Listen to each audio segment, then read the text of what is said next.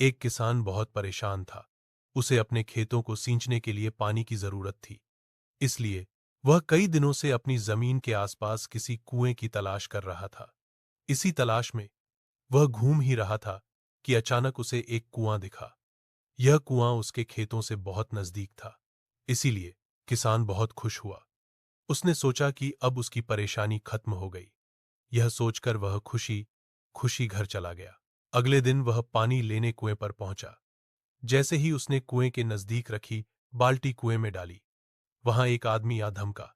वह किसान से बोला, यह कुआं मेरा है, तुम इससे पानी नहीं ले सकते।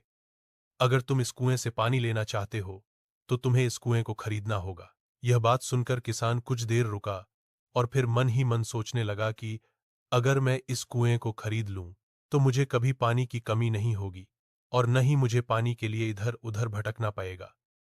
फिर क्या था, दोनों के बीच एक रकम तय हुई। किसान के पास उतने पैसे तो थे नहीं, लेकिन वह यह मौका छोड़ना नहीं चाहता था।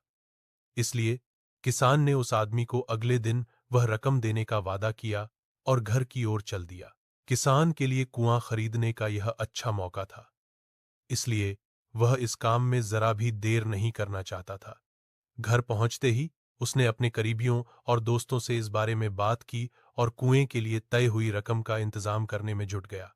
थोड़ी भागदौड़ और कोशिश के बाद आखिरकार उसने वह रकम जमा कर ली। अब वह पूरी तरह से निश्चिंत हो चुका था कि उसे कुआं खरीदने से कोई नहीं रोक सकता। जमा हुए पैसों को लेकर वह फिर घर चल दिया। उसे बड़ी बेसब्री से इंतजार था कि कब रात खत्म होगी और वह कुआं खरीदने जाएगा। इसी सोच में वह पूरी रात सो नहीं सका। अगले दिन सुबह होते ही वह कुआं खरीदने निकल पा। उस आदमी के घर पहुंच किसान ने उसके हाथ पर पैसे रखे और कुएं को खरीद लिया।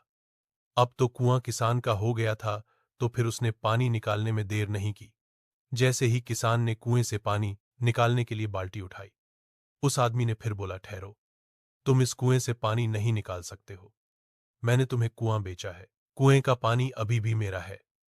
किसान मायूस हो गया और न्याय के लिए राजा के दरबार में शिकायत करने पहुंच गया। मालूम है उस राजा का नाम क्या था? राजा अकबर। राजा अकबर ने उस किसान की पूरी कहानी सुनी और फिर उस आदमी को दरबार में बुलाया जिसने वह कुआं बेचा था।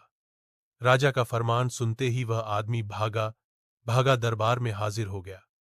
राजा ने उससे पूछा, जब तुमने इस किसान को अपना कुआं बेच दिया तो फिर इसे पानी क्यों नहीं लेने दे रहे हो? आदमी बोला, महाराज, मैंने इसे केवल कुआं बेचा था, पानी नहीं। यह बात सुनकर राजा भी सोच में पा गए। उन्होंने कहा कि बात तो यह पते की कह रहा है, कुआं बेचा है, पानी तो नहीं। काफी देर सोचने के बाद जब इस समस्या को सुलझाने में वह नाकाम हो गए तो उन्होंने बीरबल को बुलाया। बीरबल बहुत ही बुद्धिमान था, इसलिए राजा अकबर किसी भी मामले पर फैसला लेने से पहले उसकी राय जरूर लेते थे। बीरबल ने एक बार फिर दोनों से उनकी समस्या पूछी। पूरी बात जानने के बाद बीरबल ने उस आदमी से कहा, ठीक है, तुमने कुआं बेचा, पानी नहीं, फिर तुम्हारा पानी किसान के कुएं में क्या कर रहा है? कुआं तुम्हारा नहीं है, अपने पानी को कुएं से बाहर निकालो। बीरबल का इतना कहते ही उस आदमी को समझ आ गया कि अब उसकी चालाकी किसी काम नहीं आने वाली। उसने राजा से फौरन माफी मांगी और माना कि कुएं के साथ उसके पानी पर भी किसान का पूरा अधिकार है। यह देखकर राजा अकबर ने बीरबल की बुद्धिमानी की तारीफ की और कुआं बेचने वाले आदमी पर धोखेबाजी के लिए जुर्माना लगाया। सीख, अपने आप को दूसरे से अधिक चालाक नहीं समझना चाहिए। साथ ही धोखा देने की आदत से भी दूर रहना चाहिए, क्योंकि कोई ऐसा भी हो सकता है जो आपसे भी अधिक बुद्धि का इस्तेमाल करना जानता